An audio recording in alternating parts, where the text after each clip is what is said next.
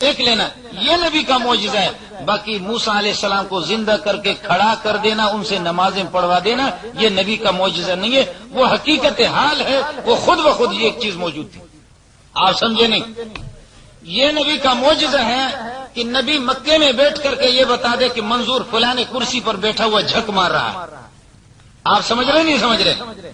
نبی مکے میں بیٹھ کر کے یہ بتا دے، معجزتاً بتا دے کہ منظور جو کرسی پر بیٹھا ہوا اس وقت وہ اس طرح کلام کر رہا ہے، یہ نبی کا معجزہ ہوگا۔ لیکن مجھے نبی کے معجزے نے کرسی پر نہیں بٹھایا، میں خود بخود بیٹھا ہوں۔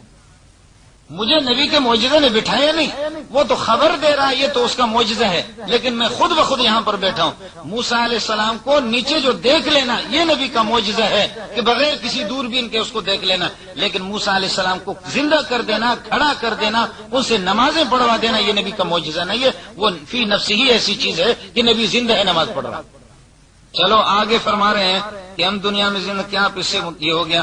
عقیدہ نمبر 24 پر لکھا ہے کہ مشائخ کی قبروں سے باطنی فیوز کا پہنچنا بے شک صحیح ہے، کیا آپ اس سے متفق ہیں؟ اس میں آپ نے خیانت کی ہے، ہمارے اکابرین کا یہ مسئلہ نہیں ہے۔ اس میں ساتھ ساتھ المحند علی المفند میں یہ عبارت لکھی ہوئی ہے بشرائط، کہ اس کے لیے شرائط ہے، عام آدمی کے نہیں۔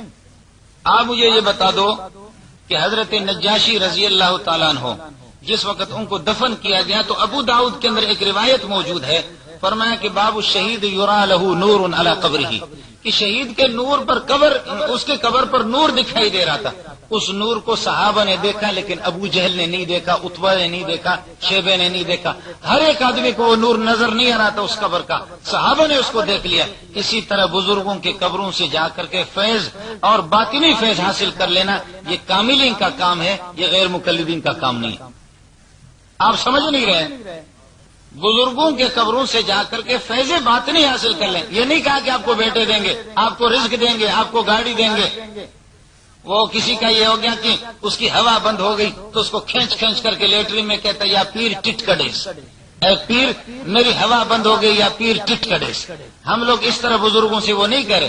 میں عرض کر رہا ہوں کہ یہ کہا کہ عام آدمی کو اجازت نہیں، یہ اشرف علی تھانوی کو اجازت ہوگی، خلیل احمد سہارنپوری کو اجازت ہوگی، مولانا سلیم اللہ خان دامت برکاتہ العالیہ کو اجازت ہوگی، مفتی نظام الدین کو اجازت ہوگی، منظور کو بھی اجازت نہیں ہے، قاضی منیب الرحمان کو بھی اجازت نہیں ہے، مولوی عبدالشکور کو بھی اجازت نہیں ہے۔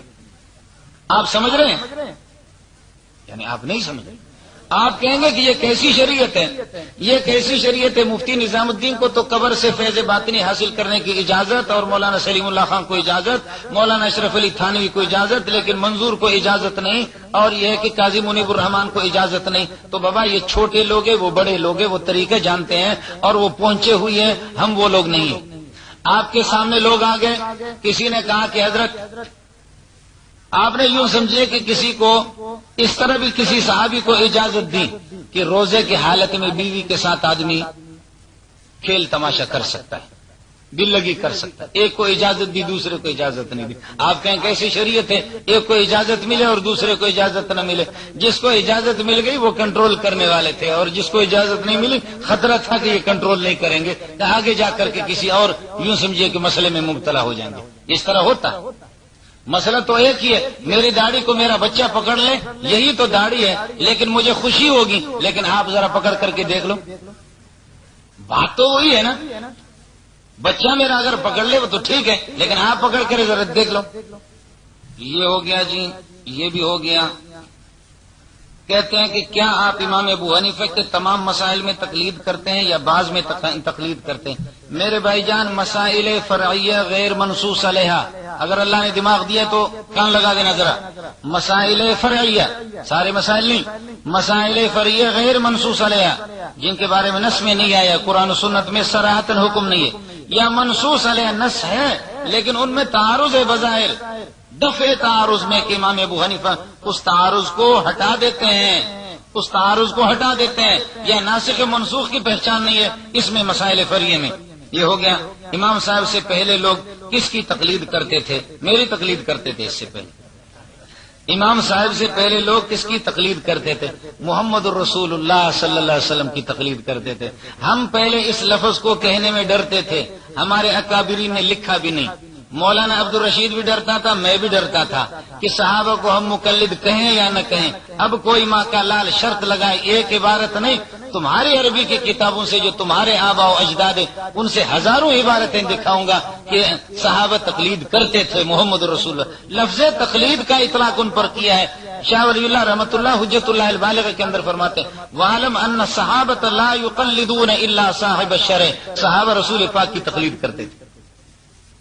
ہم پہلے اس لفظ کو کہتے ہوئے ڈرتے تھے، اس لیے کہ ہمارے اکابرین نے اس کو نہیں لکھا ہے، علماء دیوبند کی کتابوں میں اس کو نہیں لکھا ہے کہ صحابہ کو مقلد کہا جائے یا نہ کہا جائے۔ امام ابو حنیفہ سے جو پہلے ایک دوسرے کے ان کو مقلد کہا جائے یا نہ کہا جائے، محمد رسول اللہ کا مقلد ان کو کہا جائے یا نہ کہا جائے۔ میں بھی ڈرتا تھا کہ چونکہ ہمارے اکابرین نے نہیں لکھا ہے، مولوی عبد الرشید بھی ڈرتے تھے جو میرے بڑے بھائی ہیں، لیکن یہ کہ الحمدللہ ایک نہیں، دو نہیں، 20 عبارتیں آپ کو ایسے دکھائیں گے۔ علامہ ابن تیمیہ رحمۃ اللہ علیہ جو آپ کا ابا لگتا ہے اس نے بھی لکھ دیا ہے کہ تقلید الرسول ہے، جیسے کہ صحابہ رسول کی تقلید کرتے تھے۔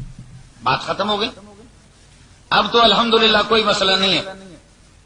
یہ لوگ کہتے ہیں کہ تقلید جہالت ہے، اس میں جہالت ہوتی ہے۔ اب آپ کی مرضی ہے صحابہ کو جاہل کہو، آپ کے لوگوں نے کہا ہے، آپ کی مرضی ان کو جاہل کہہ دو، وہ آپ کا مسئلہ ہوگا، ہم نہیں کہیں۔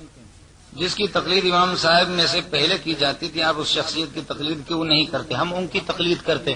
ایک ابو حنیفہ نہیں، خدا کی قسم کروڑوں ابو حنیفہ جمع ہو جائیں ایک صحابی کے جوتے کے برابر نہیں ہے، لیکن آپ جیسے کروڑوں جمع ہو جائے ابو حنیفہ کے جوتے کے برابر نہیں۔ کس باغ کے مولی ہو؟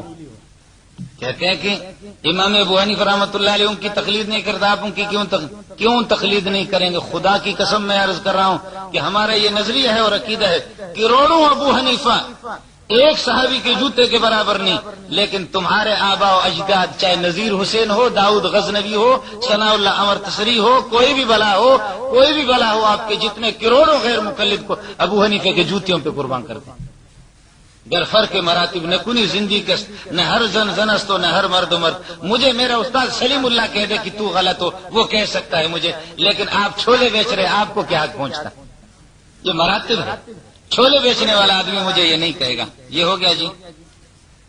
غائبان نماز جنازہ کے بارے میں کچھ وضاحت فرمائیں۔ آپ کے غیر مقلدین نے خود لکھا ہے کہ نجاشی کے جسم کو رسول پاک صلی اللہ علیہ وسلم کے سامنے لایا گیا، میت کا سامنے ہونا ضروری ہے، اس لیے یہ معجزہ نبی کے ساتھ خصوصیت ہے، میرے لیے اور آپ کے لیے نہیں ہے۔ آپ کے اکابرین نے خود اس کو لکھا ہے۔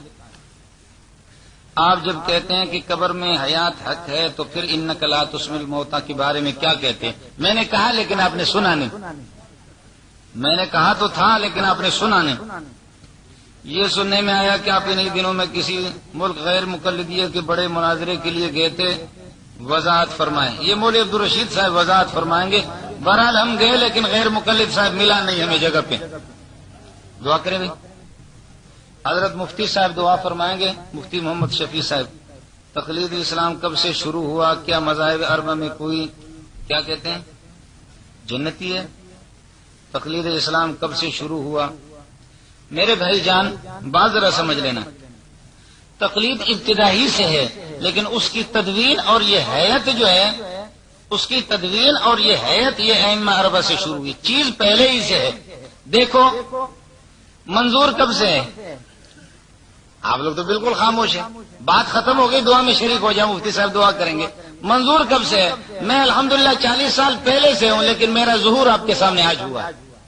میرے بھائی قرآن پاک لوگ پہلے سے پڑھتے تھے، لیکن الحمدوں پر پیش لکھا ہوا نہیں تھا، الحمدوں کے الف پر اور حمزے پر زبر لگا ہوا نہیں تھا، پڑھتے اسی طریقے پر تھے، لیکن اس کا ظہور حجاج بن یوسف نے کر دیا، اس کو یہ ترتیب دی، اس کو جمع اس طریقے پر کر دیا۔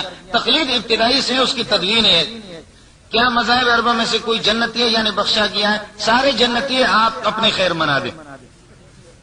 جبکہ صحابہ کرام غیر مقلد سب اللہ تعالیٰ راضی رہے اور جنتی، کوئی صحابہ غیر مقلد نہیں ہے۔ میں نے عرض کیا آپ کے ابن تیمیہ نے، ابن قیم نے، شاہ ولی اللہ رحمۃ اللہ علیہ کو بھی آپ اپنے طرف کھینچتے، ان سب نے لکھا ہے کہ صحابہ مقلد تھے۔ صحابہ کو غیر مقلد کہنا اپنے ایمان کی خیر منا دو۔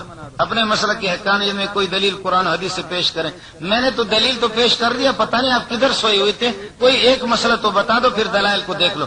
المحند میں ہے کہ حضور کی حیات دنوی ہے, جبکہ مولانا غلام اللہ, مولانا حسین علی, مولانا طاہر پنجپیری طیب اور دیگر اشاعت التوحید و سنت اسے حیات برزخی کے قائل ہے. ان علماء کے بارے میں آپ کا کیا خیال ہے؟ یہ دونوں میں کوئی منافات نہیں, آپ سمجھے نہیں, آپ اپنے یہ ہے کہ دماغ کے علاج کرا دیں. میرے بھائی جان, مسئلہ کیا ہے؟ مسئلہ یہ ہے, بات ذرا سمجھ لینا کہ حیات دنوی جو حضرات کہتے ہیں وہ بئی معنی کہ باقی شہداء کے مقابلے میں آپ کی حیات آپ صلی اللہ علیہ وسلم کے کامل اور اکمل ہے. اس لیے ہمارے اکابرین نے المحند المفند کے اندر دونوں عبارت ہے. وعلم ان حیات صلی اللہ علیہ وسلم دنویت لا برزخیت, یہ اس کے کمال کے پیش نظر. آپ کیا سمجھیں گے؟ یہ استعارات ہوتے. مثلا میں کہتا ہوں زید اسد اور دوسرا کہتا ہوں زید کل اسد. زید شیر ہے, دوسرا یہ کہ شیر کی طرح ہے. یہ دونوں ایک ہی چیز ہے, ایک میں مبالغہ ہے. مولانا غلام اللہ رحمۃ اللہ علیہ, مولانا پنجپیری رحمۃ اللہ علیہ آپ صلی اللہ علیہ وسلم کے حیات کے منکر نہیں ہے. البتہ کیفیت, جو کیفیت عام طور پر بیان کی جاتی اس کیفیت میں اختلاف ہے. باقی اس پر الحمدللہ اتفاق ہے کہ دلالت النص سے آپ صلی اللہ علیہ وسلم کی حیات ثابت ہے. باقی اس پر آپ ہم سے بات کریں, انشاءاللہ آپ کو بتا دیں گے. ہمارے علماء کا مسئلہ یہی ہے کہ آپ صلی اللہ علیہ وسلم, بلکہ اس پر الحمدللہ اجماع ہے کہ آپ صلی اللہ